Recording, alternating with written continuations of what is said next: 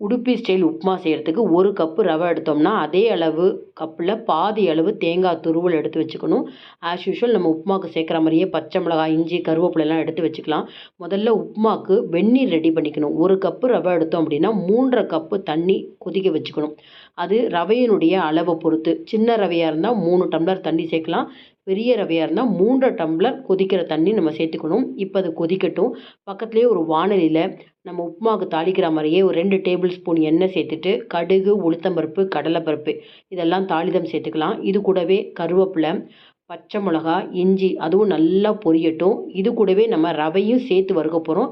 ரவையை தனியாக வறுக்கணும்னு கிடையாது. தாளிதத்தோடையே இந்த 1 கப் ரவையை நிறம் மாறாமல் அதே சமயத்தில் ரவை நல்லா வெள்ளையாக பொரிஞ்சு வர அளவுக்கு நம்ம வறுத்துக்கணும். தேவையான அளவு உப்பு. உடுப்பி ஸ்டைல் உப்புமானா கொஞ்சம் சர்க்கரை சேர்க்கணும். 1 டீஸ்பூன் சர்க்கரை எல்லாத்தையும் மிக்ஸ் பண்ணிவிட்டு துருவி வச்ச 1/2 கப்பு தேங்காய் துருவலையும் சேர்த்து நல்லா மிக்ஸ் பண்ணிவிட்டு பக்கத்துலேயே நம்ம கொதிக்க வச்ச தண்ணி இருக்கும் இல்லையா, அதை கொஞ்சம் கொஞ்சமாக சேர்க்கணும். உடனே எல்லா வெந்நீரையும் சேர்த்துட்டோம்னா வெளியே தெறிக்கும், கைகளில் தெறிக்கும். கொஞ்சம் கொஞ்சமாக சேர்த்துக்கலாம். எனக்கு 3 கப் அளவு தண்ணியே போதுமாக இருந்தது. ரவை கொஞ்சம் பெருசாக இருந்தால் தாராளமாக நீங்கள் 3.5 கப்பு கொதிக்கிற வெந்நீரை சேர்க்கலாம். கொஞ்சம் கூட கட்டி தட்டாது. கொஞ்சம் கொஞ்சமாக வெந்நீர் சேர்த்துக்கணும். ஓரளவுக்கு கூழ் பதம் வரப்பயே நம்ம தண்ணி சேர்க்கறத நிறுத்திட்டு நல்லா கிளறிட்டோம்னா 2 நிமிஷத்தில் ரவை நல்லா வெந்து கொடுத்துருக்கும். எத்தனை நேரமானாலும் ரொம்ப சாஃப்டாக இருக்கும். ஒரு வெங்காயம் சேர்க்காம விரத நாட்களில் உப்புமா பண்ணணும் அப்படின்னா இந்த மாதிரி செஞ்சு பாருங்கள்.